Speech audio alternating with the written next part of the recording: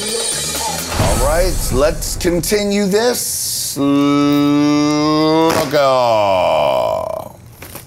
Ginger Minj. Ginger Minj. Now your top 3 sister. Yes, love Ginger. People kind of put us in like a first, second, and third place sort of category, even though it doesn't exist. And I kind of always pegged me for the second place, like runner up. But I feel like she was much more deserving of that role because she had, you know, she's so funny. She can entertain an auditorium of people. And that's way harder to do than just like being a decent looking drag queen. Right. You know? Very self-deprecating of you, but very sweet. Now, I don't know if, did you see when Ginger Minj came on our show? When she started crying? Yes, because I want you to take a look at this clip real quick. It bothers me to this day that I acted the way that I did in that last episode before the top 3.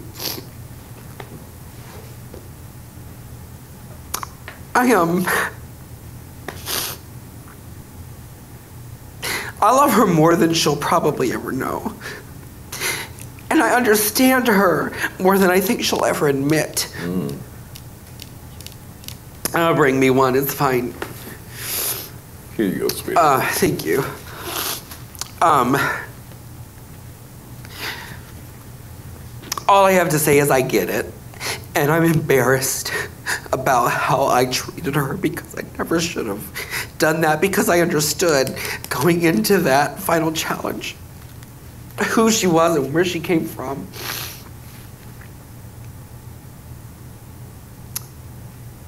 All I can say is I'm sorry. And I love Pearl. I love Pearl more than most people in the world. Wow. Wowza. That's very sweet. Right? Now, what is your, now, we were all in mystery when that happened because we were all like, we didn't really realize, A, that you guys that close or something really happened. What was your thought? Well, I had no idea that she felt so strongly about the way that she acted on the show. Like we've definitely discussed it. Like what was afterwards. You'll have to like bring me back there. Is she had to say that, you know, the top 3 always have to say who should go home or whatever? Yeah. It was relating to that. Yeah, yeah. I think in her mind, she was discrediting like who I was, what I had done, and what I had been through, and maybe, yeah, like saying something along the lines of like me not being deserving of it, even though she like knew that I was, I guess. But what was your reaction when you saw that back then, and when you just saw it right now? 'Cause we got real Oprah on your ass to play the whole clip. Right. Yeah. I mean, at the time, it's weird. I mean, you're like in like the weirdest situation ever, and you have grown close to like these girls, and of course you're supposed to explain why they're undeserving of like the position that you're like vying for. So it's like really awkward and really horrible, and you end up saying things about like these girls that you love so much, and it's not easy at all. And did you feel, were you as hurt as she feels like you might have been?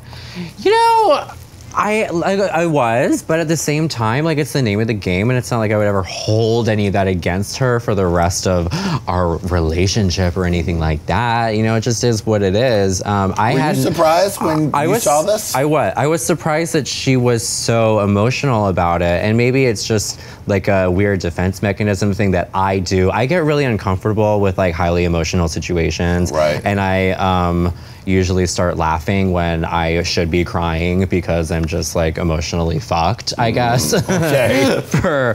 That's another show though. So I don't know. I like to keep things really light, and the times that we have discussed it, you know, I could see that she was really trying to convey a message to me, and maybe in the moment for me, I was just kind of like, oh no, it doesn't have to be like this, it's fine, blah, blah, blah, blah. But it was really touching to see how embarrassed she was, and like how it wasn't touching to see how embarrassed she was. I love that she was embarrassed. Yeah. You know what I'm trying to say. It was touching to see how much she resented that. Having to do that. And yeah. Because when we had that conversation originally, she had said she felt like you turned off a part of your friendship when that happened, after she said that you kind of like shut it down from her. Did you feel like that was happening? Kind of. We did have like a really great relationship all throughout filming Drag Race. And it sounds so dumb, but me, her, and Katya were the only smokers on the show. Right, yeah. So like it sounds stupid, but we ended up spending a lot more time together. You do just some three of us, serious bonding, just from smoking. Yeah, just from standing out in the parking lot smoking and talking and whatever. Like you just naturally build a little bit more of a relationship with like people that you're doing that with versus everybody else that you're not. Outside of the cameras. Yeah, and, you're just kind of geeking together a little bit more than anybody else. So I felt like we were really, really close the whole time, and then like throughout the end, I did feel like a bit discredited and almost like she was talking about somebody that wasn't me, you know? And I was kind of like, bitch, really? Like, is that really how you actually have been feeling? And yeah, I mean, I have a little bit of a sociopathic way of cutting people out of my life. And yeah, maybe it was me that was like conveying a bit more of a disconnect than I even realized, which I can do, and that maybe that just hurt her, and through that she realized like what she had done, I guess. I don't know. It was so long ago. I know she wants to know that you saw that. So do you have something you'd like to say to her? Ginger, it's squashed. Love you, babe. Which camera do I look at? Right there. Ginger, we are best friends. Through thick and thin. We're gonna get through this. We're gonna persevere. You're fab. I love ya. And I'll see you on tour. All right, that's all right. Let's get a round of applause for that. I did think that was really, really, really touching, though. It was really sweet. Oh my she God. was really moved. That was no performance. Yeah. I mean, and we were like, it's look at her, fun times. And then we were like, Pearl. We were like, wow, we didn't think that was going to happen. I have a tendency to make people cry. I don't know. What can I say?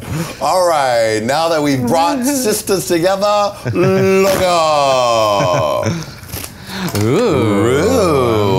RuPaul. We talked in the main show in depth about what it was like to have that face-off with RuPaul. Yeah. But tell me what you think. How does that relate to how you feel now, and how did that inform your experience on Drag Race? Well, you know, you should never just like judge somebody or change your opinion about somebody over one instance. Like I still love, admire, and respect her as I always have.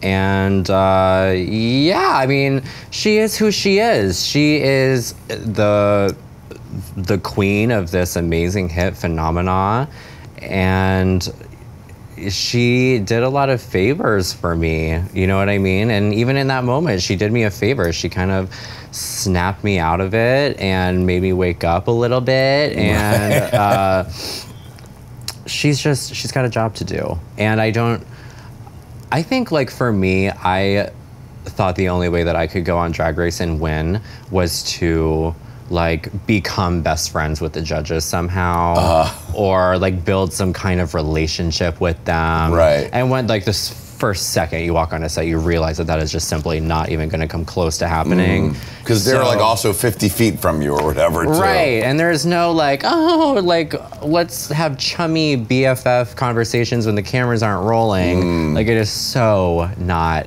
that at all. Right. And that is not something to take personally. She's just got a job to do, and that's pretty much it. Yeah. Have you ever had any other moments with RuPaul post-show? No. No. No. Just him zipping by on a bicycle or roller skates at DragCon? Pretty much, yeah. He just like, honk, honk, wake up, Pearl, and ran off. There is one thing that I have not discussed at all, ever, about RuPaul. Oh. Yeah. Go on. Yeah. So I know that I was not perfect on the show. And I know that I was distracted about something. And it took me a long time to come to terms with where all of it came from, and I know exactly where it came from. Oh. And it happened, it was the first time I ever saw RuPaul, and it was on set. And we did this thing before we started filming the show, where we all had to, it was mortifying. We all had to go to like a studio and record one of RuPaul's songs. Oh, right. It was CoverGirls era. Yeah, we all had to all do your versions of the song. Yeah, like we all had to re-sing her track and whatever, and it was like horrible. Anyway, so we walk through, I see RuPaul, and I'm just like blown away. I can't believe she's here. It was a surprise that she was there. We didn't know she was gonna be there. While you were recording your version. Yeah. Okay. So, what song did they make you do? No, not Geronimo. Thank God. Oh God, is it horrible that I can't even remember? That's all right. It didn't. Apparently, you're not playing it in your sets. Holy shit! And I remember Bob the drag queen when we were working together. She would like come through the room playing it on her phone, like my version of the song. I can't even think of a song. I'm so you were dumb. saying RuPaul surprised you. So yeah. So as I was saying, I felt like the only way for me to like get any way on the show was to build some kind of relationship with the judges. And you know, we were filming a segment, just kind of chatting, banter, whatever together, and then the camera went down for a moment, and I turned to RuPaul and I said, oh my God, like, I just want to say thank you so much. Like, it is such an honor to be here, such a pleasure to meet you. You have no idea, like, what this, just giving her, you know, that whole, like, everything I've ever wanted to say to her. And she turned to me and she said, nothing you say matters unless that camera is rolling. And that broke my spirit. Wow. And that is the reason why I had 1 foot in, 1 foot out the entire time I was on that show. Interesting. And maybe that's me being petty. Maybe that's me thinking that it should have been something that I never should have expected it to be. But in that moment, it was like so heartbreaking.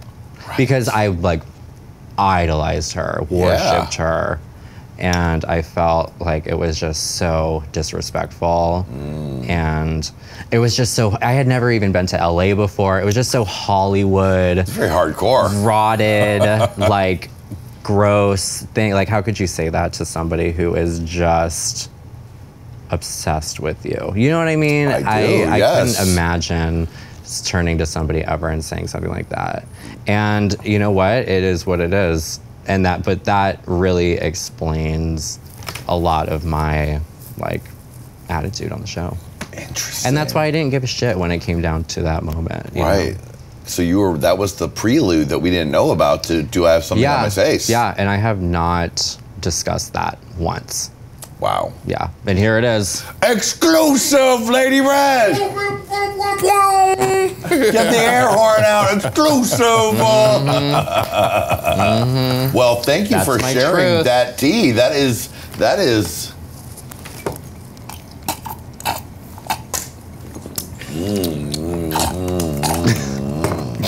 Hot. Gotta get every drop. Ooh, it's burning my lips. Bitter. Oh, Pearl, that was the tea, honey. That was something we did not know. Could you imagine? Yes, I mean, yes, I could imagine. It would be horrifying because you're giving your love, because RuPaul has meant so much to all of us. Well, she, you know, call me mother is her thing. She's a stern mother. And you know, like, you know, you think that it's gonna be all love. You think you're gonna be like taken care of a little bit, and like embrace, and like let me like previously on the show before it had turned into all these seasons, and it was such a job for her. Like she really seemed to care about the contestants and give them advice. And like if they were royally screwing up a challenge, you kind of laugh and say, "Oh, just have fun with it. Get out of your head." La la la la. And then I thought it would be more like that, but you know, the trajectory just changed so much by the time I got there, and yeah, it was foolish of me, I guess, to think that we were gonna like have a relationship of some kind, I guess. Yeah. Give me that. Would you like to do a grand fan snap for the end there? Oh, it's so heavy. It is. It's such a delicate lady. I'm so weak. Oh